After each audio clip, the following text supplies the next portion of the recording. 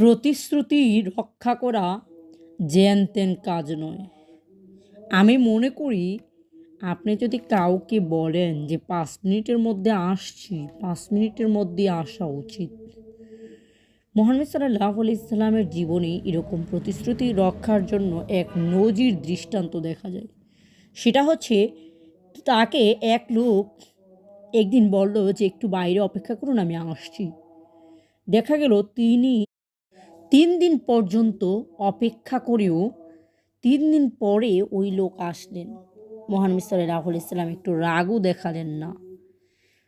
তিনি ভিতরে, ভিতরে ঠিকই বিরক্ত হলেও সেটা প্রকাশ করলেন না। মৃদু কণ্ঠে শুধু বললেন, "৩ দিন ধরে এখানেই আছি। তুমি আমাকে কষ্ট দিয়েছ।"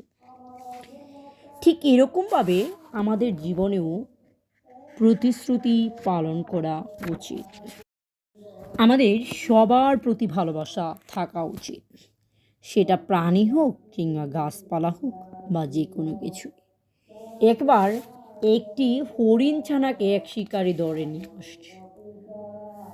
মুহাম্মদ সাল্লাল্লাহু আলাইহি সাল্লাম দেখলেন যে হরিণটার মনে খুবই কষ্ট এবং তিনি অনুভব করলেন যে এই হরিণটার মনে যে কষ্টটা সেটা নিশ্চয়ই তার শাবকের জন্য ভেবে হতে পারে, যেহেতু মা বন্দি, তার সন্তানদেরকে কে খাওয়াবে।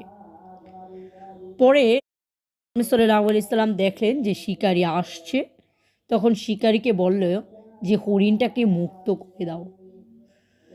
তখন লোকটা বলল, কে রে তুই, এত বড় সাহস তোর?